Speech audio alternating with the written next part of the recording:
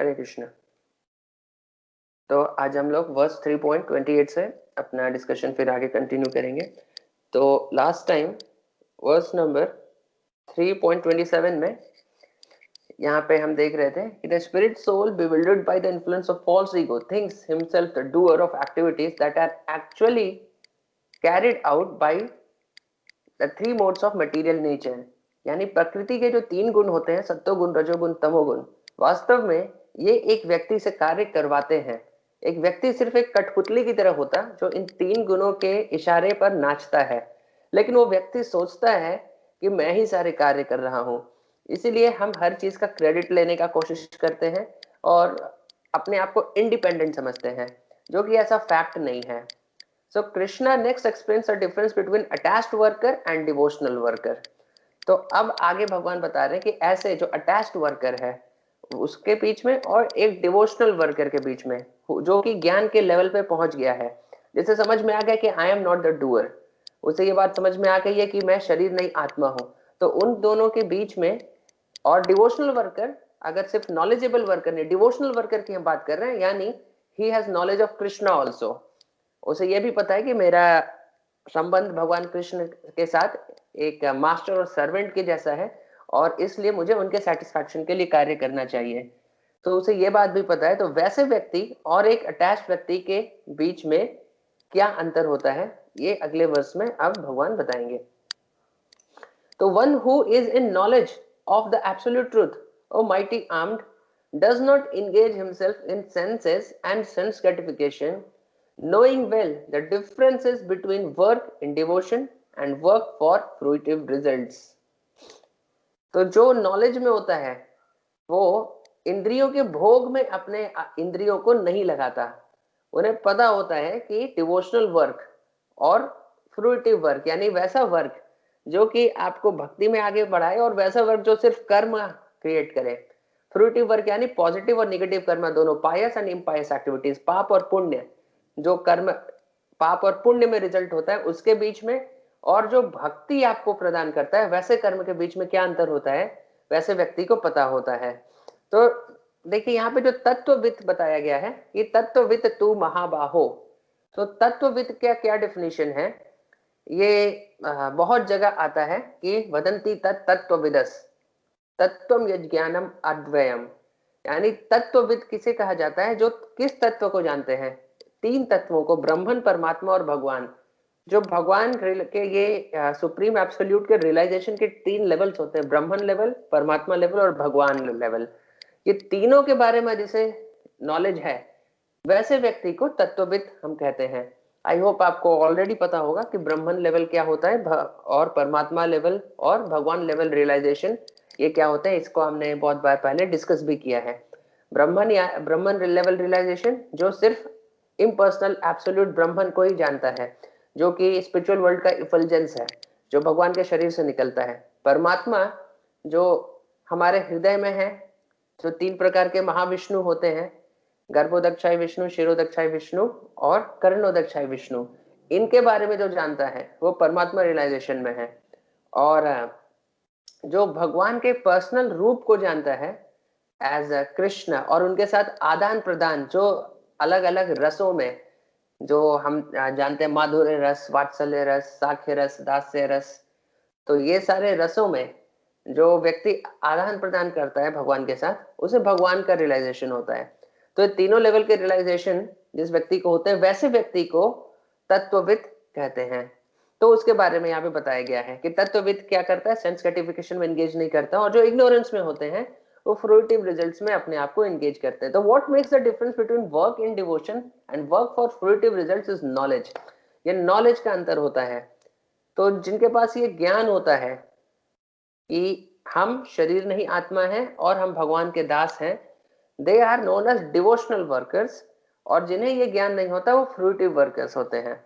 वो सिर्फ पाप और पुण्य के पीछे चलते हैं, जबकि एक भक्त को, एक डिवोशनल वर्कर को पाप और पुण्य से कोई रिलेशनशिप नहीं। He works only for the pleasure of the supreme Lord. वो सिर्फ भगवान की खुशी के लिए कार्य करता है।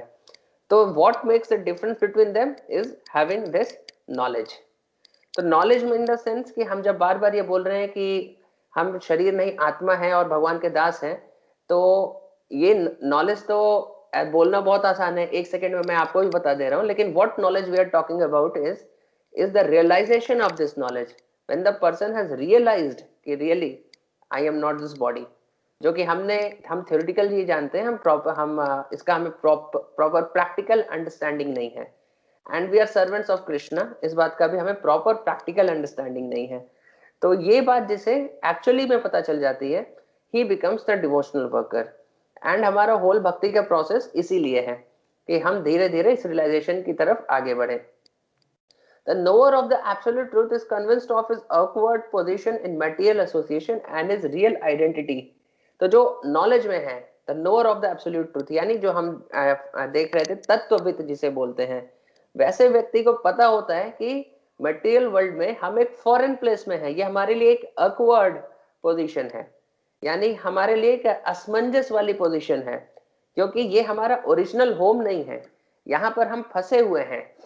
और हमारे रियल आइडेंटिटी ये बॉडी नहीं है, हमारे रियल आइडेंटिटी है as a servant of Krishna और any relationship with Krishna that we have in the spiritual world with Krishna, वो हमारे रियल आइडेंटिटी है।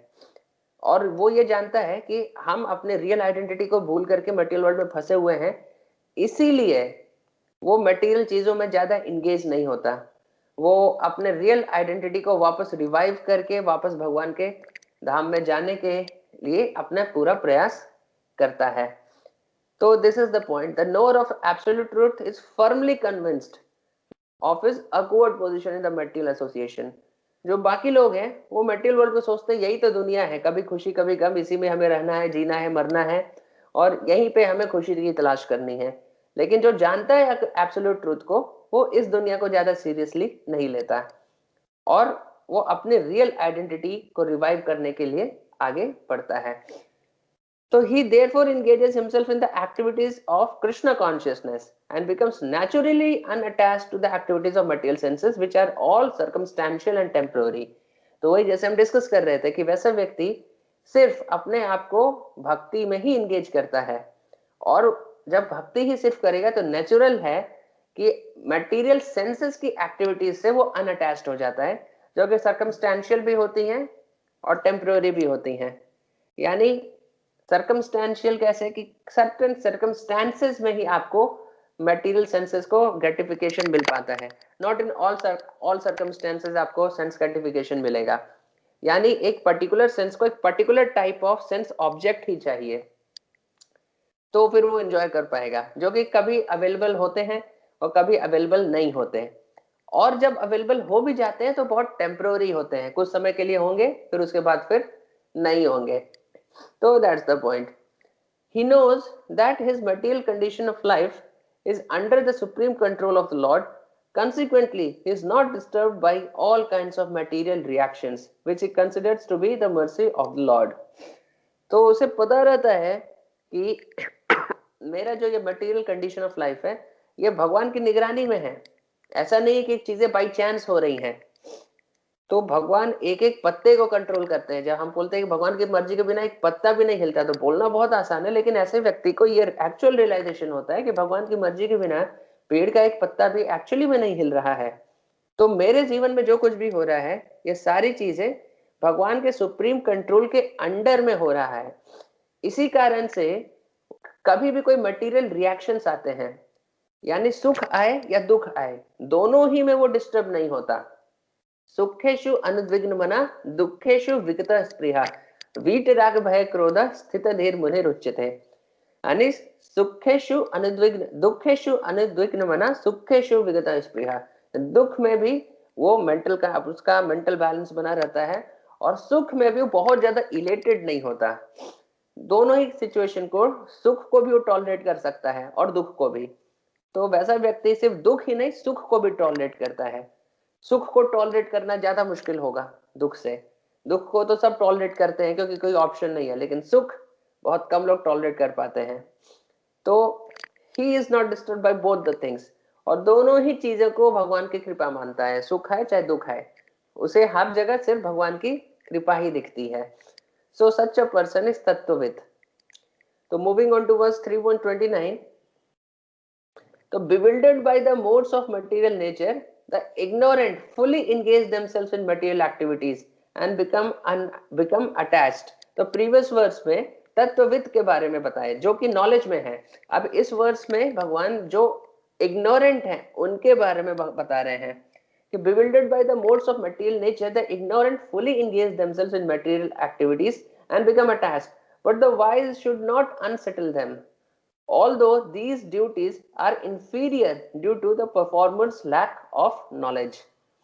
तो यहाँ पे भगवान बता रहे हैं कि फिर से वही सेम बात रिपीट कर रहे हैं कि इग्नोरेंट जो होते हैं पूरी तरह से मटेरियल एक्टिविटीज में ही इंगेज होते हैं, जो नॉलेजेबल है जैसे हमने पिछले वर्ष में देखा मटेरियल एक्टिविटीज में एकदम इंगेज नहीं करते हैं, वो as less as possible worldly चीजों को करना चाहते हैं और ज्यादा से ज्यादा समय भगवान की भक्ति में देना चाहते हैं।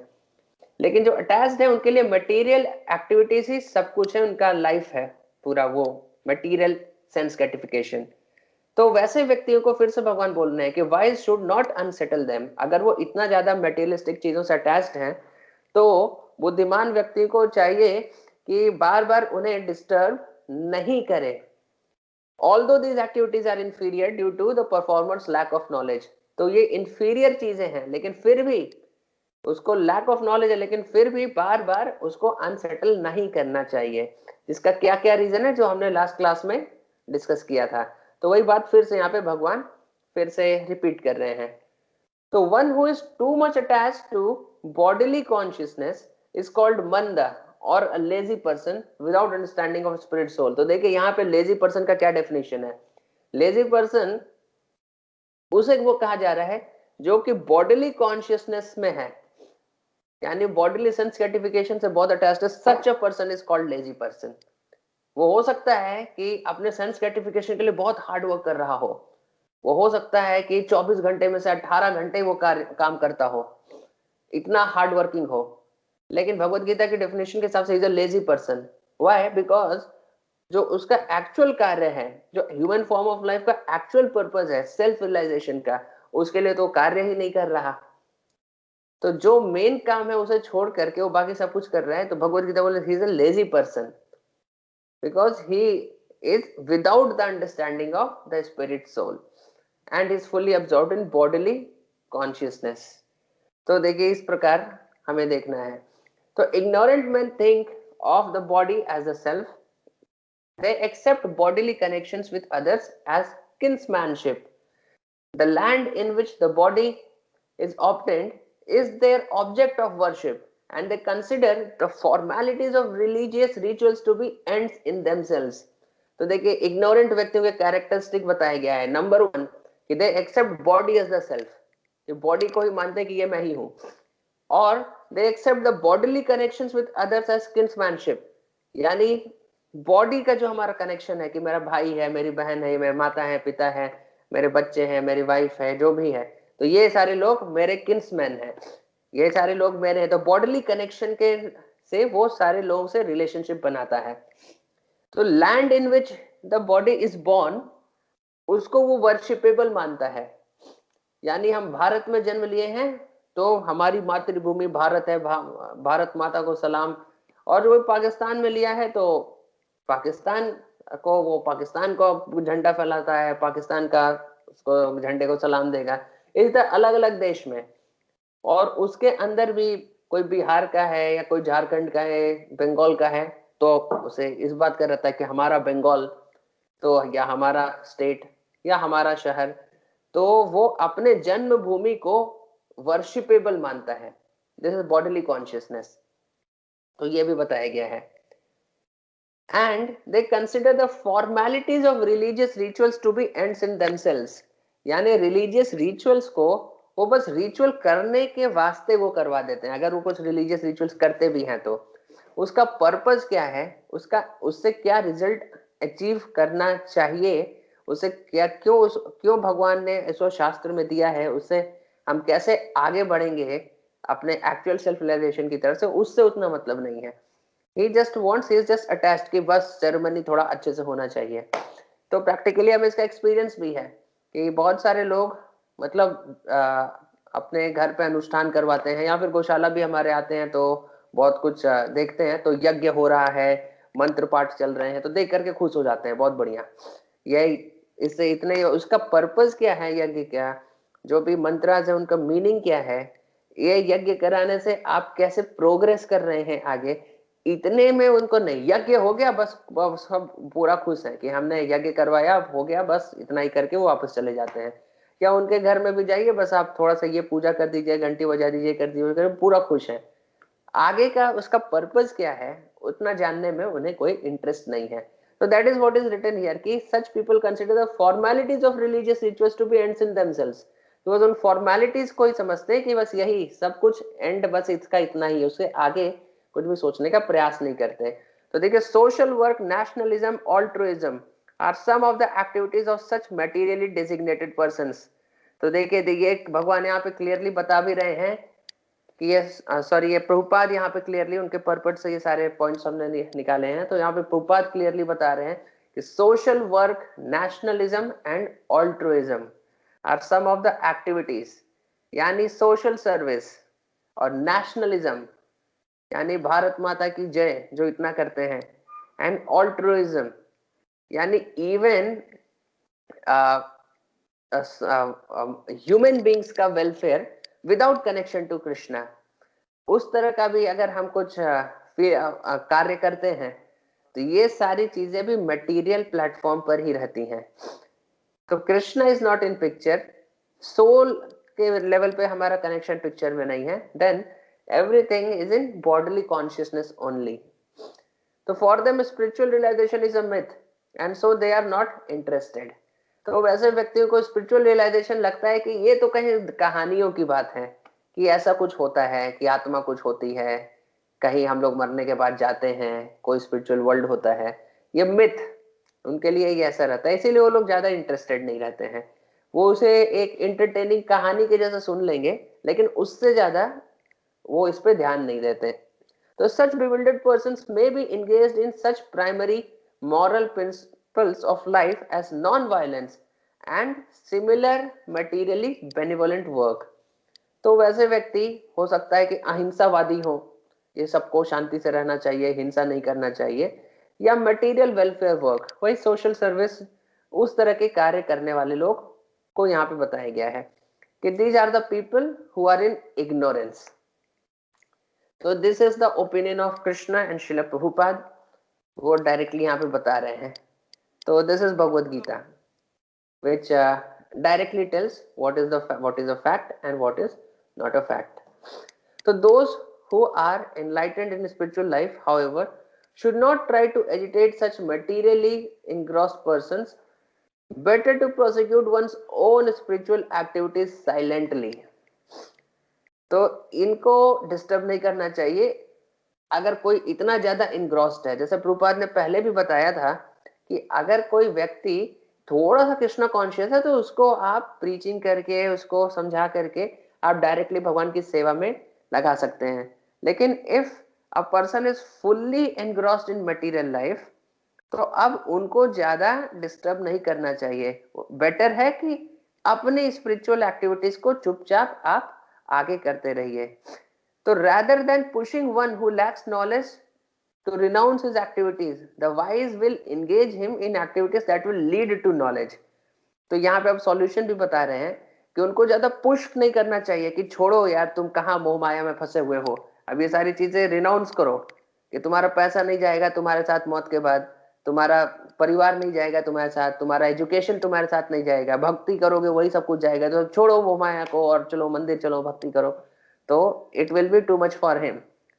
तो wise people will not push him, उसको त्याग के तरफ धक्का नहीं देंगे।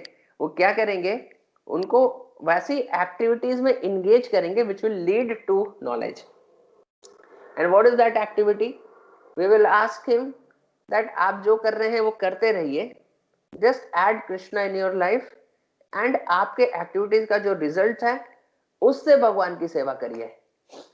Like there are many people in our Rath Yatra जो अलग अलग चीजें करते हैं। किसी का बिस्किट का कंपनी है तो बिस्किट पूरा स्पॉन्सर करते हैं बहुत सारे लोगों के लिए, किन्हीं का एक टी शर्ट का कंपनी है तो टी शर्ट बहुत सारे भक्तों के लिए स्पॉन्सर कर देते हैं। इसी तरह अलग अलग लोग अलग अलग जिस जिस एक्टिविटी में इंगेज्ड हैं उस एक्टिविटी में का रिजल्ट थोड़ा भगवान के लिए ऑफर करते हैं। तो by this they are getting purified. तो अपने एक्टिविटी का रिजल्ट जब यहाँ पे ऑफर कर रहे हैं तो धीरे धीरे उन्हें कृपा मिल रही है और धीरे धीरे one day they will surely come to the platform of knowledge. So emphasizing detachment for an unqualified person may lead him to a worse condition if he is without positive work in Krishna consciousness. अरे detachment को बहुत emphasise किया गया और person अभी qualified नहीं है detachment के लिए, वो अभी अंदर से डिटैच्ड नहीं है, अभी आप पूरी तरह से अटैच्ड है, लेकिन आप एम्फेसाइज करके जोर लगा करके अगर उसे कर दिए तो this will lead him to a worse condition if he is without positive work in Krishna consciousness. तो और उसकी कंडीशन खराब हो जाएगी, आप उसे और अपलिफ्ट करने की जगह उसे डिग्रेड करवा देंगे। तो this is what Krishna is telling. तो देखिए श्रील प्रभुपाद इनसाइट्स, तो this is from Bhagavad Gita 3.29 के परपट का ऐसे एक ये पैसेज है। इसमें Srila Prabhupada is telling one very important point that men who are ignorant cannot appreciate the activities in Krishna consciousness। आप ऐसे मिले भी होंगे, बहुत सारे लोग बोलते हैं कि क्या ये टाइम पास हो रहा है, बैठ करके 2 घंटे तक बस हरे कृष्णा कर रहे हैं, 2 घंटे में जाकर कुछ काम किया होता तो कितना फायदा हुआ होता। कुछ लोग मायापुर जाते हैं तो उनको लगता है कि अरे ये लोग क्या, इनको कुछ काम नहीं है कि दिन भर हरि बोल करके उछल रहे हैं, ये कोई करने को काम नहीं है क्या इनको प्रैक्टिकली। यहाँ पे few of the devotees have heard some of the visitors talking, ये बोल रहे हैं कि अरे कैसे लोग हैं जिनको कुछ काम नहीं है दिन भर। जो हाईएस्ट युग धर्म है इस युग का हरिनाम संकीर्तन, उसके लिए उनका ऐसा ओपिनियन है कि ये लोग कोई इतने सारे लोग हैं सिर्फ अपना टाइम पास कर रहे हैं यहाँ पर। तो that is the point, men who are ignorant cannot appreciate the activities in Krishna consciousness and therefore Lord Krishna advises us not to disturb them and simply waste valuable time। आप उनको disturb करेंगे तो वो तो disturb हो ही जाएंगे और उनका ऑल जिस लेवल पे उससे फॉल डाउन भी हो सकता है, आपका भी वैल्यूएबल टाइम वेस्ट ही होगा। But the devotees of the lord are more kind than the lord because they understand the purpose of the Lord। So now this, just see what Prabhupada is telling, although he is telling कि यहाँ पे waste time हो जाएगा, Lord Krishna advice कर रहे हैं कि मत उनके पीछे भागो, टाइम वेस्ट होगा simply. But just see what Prabhupada is writing, but the devotees of the Lord are more kind than the Lord because they understand the purpose of the Lord। Consequently they undertake all kinds of risks even to the point of approaching ignorant men to try to engage them in acts of Krishna consciousness which are absolutely necessary for human beings। तो भक्त जो होते हैं भगवान का purpose समझते हैं, भगवान तो बोल रहे कि मत उन्हें डिस्टर्ब करो, लेकिन वो समझते हैं कि भगवान चाहते हैं कि मेरे सारे पुत्र मेरे पास वापस आ जाए, इसीलिए वो रिस्क लेते हैं। और रिस्क ले करके भी इस हद तक रिस्क लेते हैं कि इवन इग्नोरेंट मैन को अप्रोच करते हैं और पूरा कोशिश करते हैं कि उन्हें भी किसी तरह एक्ट्स ऑफ कृष्ण कॉन्शियसनेस में इंगेज कर दिया जाए। तो this is what is Srila Prabhupada's mood, somehow or other ये न केन प्रकारेण मन कृष्ण निवेशयेत, कि किसी भी प्रकार उनके मन को या फिर उनके फिजिकल बॉडी को किसी भी तरह भगवान की सेवा में लगाया जाए। somehow or other प्रीचिंग के लिए ये टेक्निक लगाइए, वो टेक्निक लगाइए, कुछ भी स्ट्रेटेजी लगाइए, and somehow give people Krishna consciousness। So this is Srila Prabhupada's mood। So connection to the next verse, while the past several verses have stressed nishkam karma, detached work, the next verse describes bhakti। तो अगला verse अब यहाँ पे देखिए, अभी तक निष्काम कर्म योग के बारे में बता रहे थे, डिटैच्ड वर्क के बारे में, अब लेकिन नेक्स्ट वर्स में अब डायरेक्टली भक्ति के बारे में भगवान बताएंगे। तो देखिए दिस वर्स 3.30। तो this is also a very important verse जिसको कि आप चाहें तो मेमोराइज कर सकते हैं। मयि सर्वाणि कर्माणि संन्यास्याध्यात्म चेतसा निराशिष निर्ममो भूत्वा युध्यस्व विगत ज्वरा। Therefore, O Arjun, surrendering all your works unto me with full knowledge of me, without desires for profit, with no claims to proprietorship and free from lethargy, fight। तो इसमें बहुत सारी चीजें बता रहे हैं कि ऐसे ऐसे with this, with this, with this, with this, ये सारी चीजें लेकर के then fight। तो this verse clearly indicates the purpose of Bhagavad Gita। ये एक वर्स से आपको पूरे भगवत गीता का पर्पस क्लियर हो जाएगा। इसीलिए it's a very important verse कि यहाँ पे भगवान का अगर एक लाइन में भगवत गीता का क्या मैसेज है, तो दिस इज द थिंग। एक लाइन में अगर भगवत गीता पूरा का मैसेज आपको किसी को बताना हो तो this is the message of Bhagavad Gita. तो ये वर्स आप कोट कर सकते हैं। तो Krishna orders Arjuna to fight, but he also describes the consciousness in which Arjuna should perform that duty.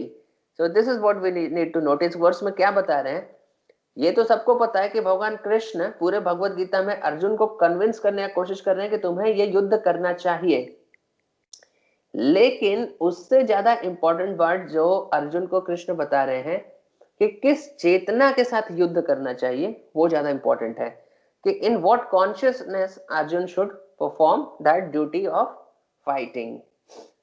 तो देखिए इस वर्स को थोड़ा सा हम लोग एनालाइज करेंगे। तो मई सर्वाणि कर्माणि संन्यास्याध्यात्म चेतसा, तो एक एक लाइन का ये ट्रांसलेशन आपको अपने स्क्रीन पे दिख रहा होगा। तो यहाँ पे भगवान बता रहे हैं कि offering all your activities unto me with full knowledge and dependence on me, without personal desires, without a sense of proprietorship, and free from lethargy, fight. So with all these things, तो ये बता रहे हैं कि ठीक है, fight तो करना है, लेकिन किस कॉन्शियसनेस के साथ फाइट करना है वो यहाँ पे बता रहे हैं कि क्या क्या चीजें होनी चाहिए। सिर्फ युद्ध नहीं, उसके साथ साथ ये भी चीजें होनी चाहिए। Freedom from lethargy, freedom from a sense of proprietorship, freedom from personal desires, and full knowledge and dependence on Krishna. In that way, he should offer his activity of fighting as an offering unto the Lord. तो देखिए यहाँ पे भगवान यहाँ पे दिखा रहे हैं, जब लास्ट से जैसे हम देख रहे हैं, तो फोर्थ पॉइंट है जो भगवान बोले, freedom from lethargy, give up the mode of ignorance, यानी give up any lethargy in discharge of your duty. तो दिस ये आपको इसका यहाँ पे इंडिकेट करे कि मोड ऑफ इग्नोरेंस को छोड़ दो।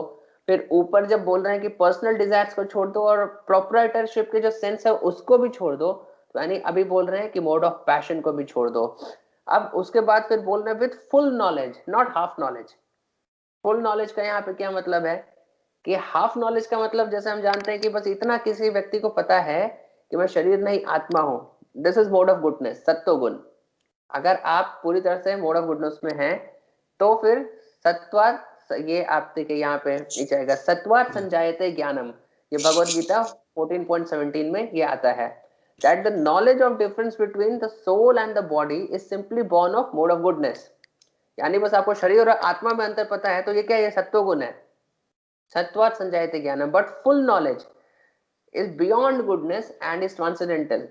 तो यहाँ पे भगवान बोले not just knowledge, full knowledge, यानी not just difference between body and soul, आपको ये भी पता होना चाहिए कि soul's eternal relationship with Krishna ये क्या है। तो but full knowledge is beyond goodness and is transcendental as it indicates knowledge of the soul's relationship with Krishna. तो यानी यहाँ पे बोल रहे हैं कि इवन गुडनेस को ट्रांसेंड कर दो। गुडनेस का प्लेटफॉर्म है बस बॉडी और सोल के बीच में जो रिलेशनशिप है, बस उतना, बॉडी और सोल के बीच में जो डिफरेंस है बस उतना ही पता होना। लेकिन अगर अपना रिलेशनशिप भी पता है भगवान के साथ तो this is transcendental, this comes to shuddha sattva, pure goodness and dependence on me, offer all your activities to me. तो this is what Krishna is explaining. So when surrendering all your works unto me is added to the other above mentioned requirements, Arjuna's nishkam karma, fighting in goodness, becomes bhakti yoga। तो देखिए ये भक्ति योग कब, निष्काम कर्म योग भक्ति योग कब बन जा रहा है, तो भक्ति योग के हमें मतलब detached work done in devotion for Krishna's pleasure. तो when this nishkam karma is becoming भक्ति yoga, when surrendering all your works unto me, when the person is surrendering all his activities for the pleasure of Krishna। तो जब तक freedom from lethargy है, without a sense of proprietorship है, without personal Dzire है, and with knowledge है, इतनी चीजें हैं, तब तक ये अभी तक निष्काम कर्म योगा ही है। लेकिन जब ये लास्ट जो चीज है वो ऐड हो रही है, offering all your activities unto me, जब ये पॉइंट ऐड हो जा रहा है along with all other ingredients, then this is becoming bhakti yoga. So although Krishna has often requested Arjun to act on the platform of detachment and duty, अभी तक यही बताया जा रहा था, बार बार कृष्ण ही बोल रहे कि डिटैचमेंट और ड्यूटी के प्लेटफॉर्म पे होना चाहिए. He now reveals his actual desire that Arjun fight with devotion. तो इसीलिए ये जो वर्स है ये भक्ति योग को रिफर कर रहा है. इसलिए यहाँ पे भगवान अभी क्लियरली बोल रहे हैं कि just not just with detachment और ड्यूटी के लेवल पे लड़ो, डिवोशन यानी मेरे सेटिस्फैक्शन के लिए लड़ो. ये एक्टिविटी जो फाइटिंग का ये मुझे डेडिकेट करो. सो this is what Krishna is telling here. The Lord instructs that one has to become fully Krishna conscious to discharge duties as if in military discipline. यानी कृष्ण जैसे कि भगवान का एक्सपेक्टेशन है कि हम हल्का फुल्का भक्ति नहीं करें. कैसे करें कि हम अपने कृष्ण कॉन्शियसनेस की जो ड्यूटीज हैं उन्हें मिलिट्री डिसिप्लिन के जैसा डिस्चार्ज करें. तो such an injunction may make things little difficult. हो सकता है कि थोड़ा मुश्किल हो, but nevertheless duties must be carried out with dependence on Krishna because that is the constitutional position of the living entity. So this is what it is. We have to discharge our duties in Krishna consciousness as if in a military discipline. Military discipline like आपको अगर रोज का आपका decided है सुबह इतने बजे उठना है, इतने बजे उठ करके मंगल आरती करना है तो करना है. It's a military discipline. रोज इतने बजे से इतने बजे तक माला करना है तो करना है. This a military discipline. एक सेकंड भी आगे पीछे नहीं. तो एवरीथिंग इज एकदम पत्थर की लकीर कि मेरा इतना साधना है, इतना रीडिंग हियरिंग चैंटिंग इतना करना है, तो एकदम मिलिट्री डिसिप्लिन के जैसा उसे करना है. तो it may be difficult but still it has to be carried out with dependence on Krishna because that is our constitutional position. The living entity cannot be happy independent of the cooperation of the Supreme Lord because the eternal constitutional position of the living entity is to become subordinate to the desires of the Lord. तो हमारा ये constitutional position ही है कि हम जैसे कि एक पानी का कॉन्स्टिट्यूशनल पोजीशन क्या होता है, इट्स लिक्विड. सिमिलरली हमारा कॉन्स्टिट्यूशनल पोजीशन है कि we are servants of the lord and we are dependent on the lord, we are subordinate to the desires of the lord. तो जब हमारा कॉन्स्टिट्यूशनल पोजीशन ही है, जैसे नमक का एक कॉन्स्टिट्यूशनल पोजीशन है to be salty, it can not be sweet. और शुगर का कॉन्स्टिट्यूशनल पोजीशन है to be sweet and not be salty. Superficially अगर आप शुगर के ऊपर कोटिंग कर दें सॉल्ट का तो for some time it may seem to be salty but originally उसका एक्चुअल नेचर निकल करके बाहर आ ही जाएगा.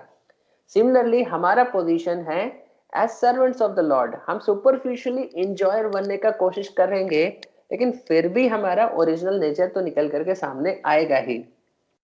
So therefore living entity cannot be happy independent of the cooperation of the Lord because हमारा position है to be subordinate to the desires of the Lord. Arjun was therefore ordered by Shri Krishna to fight as if the Lord were his military commander. तो भगवान यहाँ पे एकदम commander के जैसा order दे रहे हैं जस्ट फाइट. तो ये कमांडर जैसा ऑर्डर क्यों दे पा रहे हैं, क्योंकि नाउ ही हैज एक्सप्लेन्ड कि duties have to be done as if in a military discipline. So now he is ordering it. So connection to the next verse. The next verse describes the result of acting in this way. So the person who acts in this way, उसको क्या result मिलता है? This will be described in the next verse. तो okay, आज के लिए हम यहीं पे रोकते हैं. किन्हीं के कोई प्रश्न है?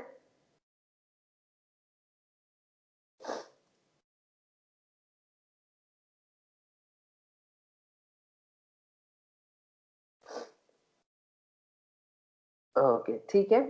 Thank you very much. Srila Prabhupada की जय.